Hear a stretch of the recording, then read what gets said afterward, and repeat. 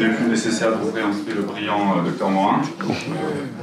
Il va encore nous éblouir ce mois-ci. Vas-y. Tu me mets la pression. En plus, il y a mon papa et ma maman dans la salle, donc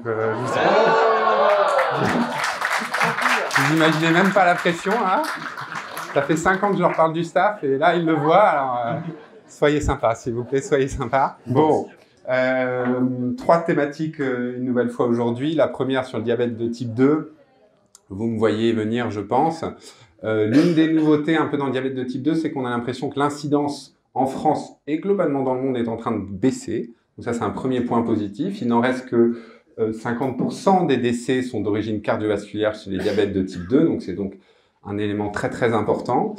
Que globalement, il y avait un postulat un petit peu, une espèce d'association indirecte que l'on faisait. Un antidiabétique diminuer la glycémie, et on savait que diminuer la glycémie diminuait le risque cardiovasculaire. Globalement, parmi les anciens antidiabétiques, hormis la metformine, aucun autre n'avait montré directement une diminution de la mortalité cardiovasculaire. Puis après sont arrivés les petits nouveaux. Alors je vais essayer de pas les citer, pas citer les noms commerciaux, mais vous avez donc gliptine, glutide et glyphosine.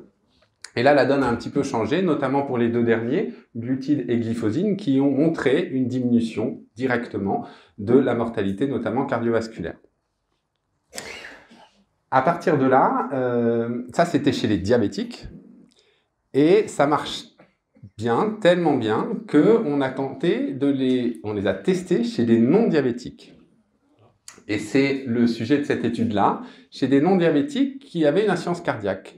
Je vais commenter rapidement cette étude, mais l'une des surprises de cette étude, c'est que ça a également diminué les événements cardiovasculaires chez des patients non diabétiques, insuffisants cardiaques, qui prenaient ces traitements-là, versus placebo.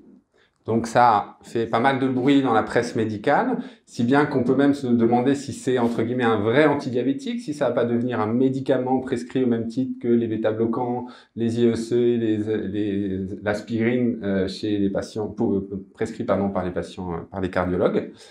Et donc du coup ça fait pas mal de bruit. Là-dessus, je vous posais la question sur les glyphosines. Là-dessus, la Société française de diabétologie a fait un communiqué qui a fait là aussi pas mal de bruit récemment en disant nous on va outrepasser ou faire de nouvelles recommandations malgré les anciennes recommandations de l'HAS en plaçant ces médicaments-là très tôt, voire en 2e ligne, juste après la metformine.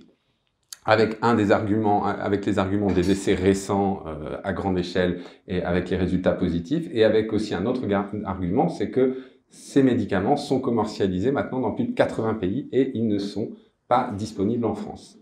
Là-dessus, la semaine dernière, l'HAS a fait un communiqué pour resituer, recadrer un petit peu les choses, et ce communiqué est assez précis et en fait, on peut le diviser en 2. Il y a d'une part les diabètes de type 2 et d'une part l'insuffisance cardiaque. Pour ce qui est du diabète de type 2, l'AMM a été donnée il y a longtemps. L'HAS qui arrive après l'AMM a donné un avis favorable il y a déjà quelques temps. Et là, le dossier est dans les mains, entre guillemets, du laboratoire et de la commission des prix pour s'accorder sur un prix avant que ça arrive en officine. Et donc, l'HAS se dédouane, entre guillemets, de cette problématique, estimant avoir rempli son rôle d'avis. Pour ce qui est du 2e point, dans l'insuffisance cardiaque, donc diabétique ou non diabétique, pour le moment, on en est encore au stade d'obtention de l'AMM, et donc l'HAS n'a pas à se saisir du dossier tant que l'AMM n'a pas été obtenue. Et donc, ils ont répondu de cette façon à la Société française de diabétologie et aux autres sociétés françaises qui évoquaient cette problématique.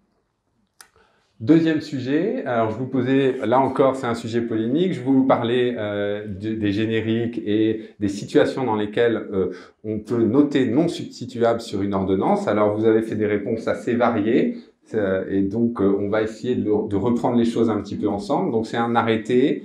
C'est mis en place depuis le 1er janvier, mais sur les prescriptions datées du 1er janvier. Si vous avez une prescription antérieure au 1er janvier, si la dispensation est censée ne pas prendre en compte le nouvel arrêté, ou peut ne pas prendre en compte le nouvel arrêté. Donc ce sont vos nouvelles prescriptions qui vont obliger à mettre en place les nouvelles règles. Les nouvelles règles, vous les connaissez plus ou moins. Il y en a 3. Il y a 3 situations où vous n'êtes pas obligé, vous devez mettre non substituable pour que ce ne soit pas substitué. Il y a les médicaments à marge thérapeutique étroite. Dedans, il y en a 13, ils sont cités dans l'arrêté. L'arrêté, il est assez court, assez simple, assez clair. Voilà, vous pouvez le lire très facilement. Je vous ai noté les principales molécules, la motrigine, bien sûr, il y a le lévothyrox, il y a la buprénorphine, il y a le valproate de sodium. Ça, c'est la première situation médicale.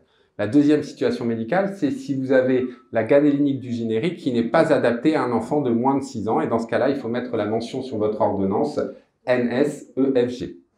Alors après, je ne sais pas si... Moi, je fais pas de pédiatrie, donc, mais j'imagine que beaucoup de galéniques sont justement adaptés à des enfants de moins de 6 ans et que la situation... Enfin, c'est le principe, donc j'imagine que la situation ne va pas se présenter souvent, mais après, je suis pas habitué de ces prescriptions-là. Et enfin...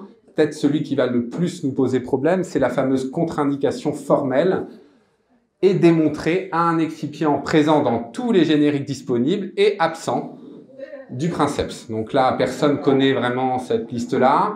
Ensuite, qu'est-ce que ça veut dire formel? Est-ce que ça veut dire que ça a été un effet indésirable grave?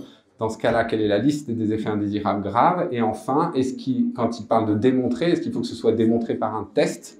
Donc, je ne sais pas si vous avez lu des réponses par rapport à ça, mais il faut que ça soit démontré par un test. Donc, bon, ça semble une affaire compliquée en pratique quotidienne.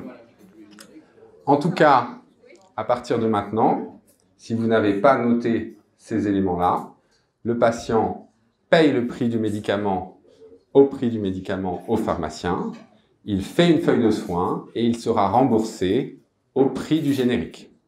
Donc, il y a quand même un reste à charge qui va arriver. Et donc, ça me semble être une information importante. Je ne sais pas si c'était un élément clair pour vous. Et j'imagine que vous recevez pas mal de coups de téléphone de pharmaciens. Bon, bah alors dans ce cas-là, la messe est dite. Et enfin, je vous posais une petite question pour finir. Vous connaissez les articles du BMJ qui paraissent à chaque fin d'année. Ma question était, parmi les spécialités médicales suivantes, lesquelles dépassent le plus les limitations de vitesse? Alors, je vois que vous avez été assez honnête et prudent. Vous avez mis médecin généraliste dans 36% des cas. Vous n'avez pas pris de risque.